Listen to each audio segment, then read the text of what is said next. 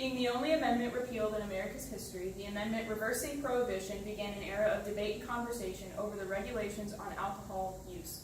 Before the 1920s, arguments were mostly surrounding regulations on consumption and production, whereas today they've moved more towards age restrictions.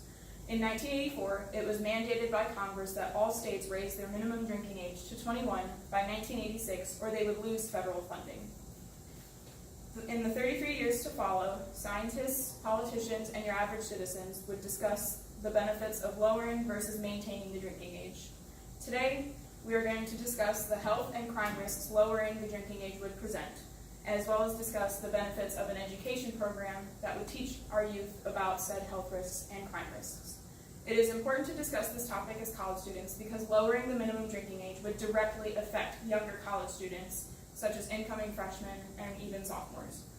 As one who has completed extensive research on this topic, I feel fully prepared to walk my peers through this discussion.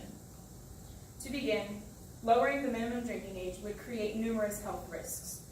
To quote Henry Wechsler and Tobin Nelson, alcohol consumption is the third leading cause of death in the U.S., a major contributing factor to unintentional injuries, the leading cause of death for youth and young adults, and accounts for an estimated 75,000 or more total deaths in the U.S. annually. Lowering the minimum drinking age would only increase these numbers, leading to more tragic death and unnecessary loss.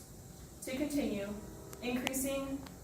lowering the drinking age would increase crime rates across the country. However, there are many that would argue lowering the minimum drinking age would not reduce crime because they feel crime erupts solely from alcohol being obtained illegally. Therefore, if the minimum drinking age were lowered, these crimes would no longer technically be crimes. However, in a survey we posed to a pool of college students, out of 99 responses, 75% stated no to the question, do you believe lowering the drinking age will lower crime rates? To continue, Wechsler and Nelson also state that in 3 studies, it has been examined the effects of drinking ages on crime. 2 have used the state year panel approach to test whether more permissive drinking ages increased arrests for youths age 18 to 20. Using data from the Uniform Crime Reports, studies show that states that raised their minimum drinking age reduced nuisance crimes such as vandalism and disorderly conduct significantly over the period from 1980 to 1987. As you can see, maintaining or even raising the drinking age would reduce crime related to alcohol use. Finally, schools that begin implementing education programs are beneficial because they teach youth about the risks of early alcohol use. To quote our survey once again, we posed the question, do you believe alcohol education should be mandatory in the education system to the same pool of students? Out of 99 responses, 86% said yes.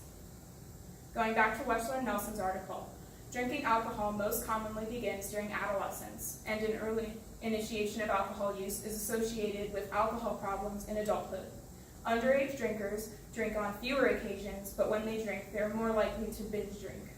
Education programs early on in students' lives would provide information on why early alcohol use presents health risks later in life and warns against the misuse of alcohol and how it could present problems in terms of crime. As a final thought, Wechsler and Nelson's article speaks of the U.S. Surgeon General's 2007 Call to Action program, which raised awareness for preventing and reducing underage drinking. Today we discuss the health and crime risks, and going forward, I implore you to share these facts and this information with your peers. Think of all the lives that could be saved and lives that could be lived healthier and better if America revived this Call to Action program and worked together to eliminate illegal alcohol usage. Thank you.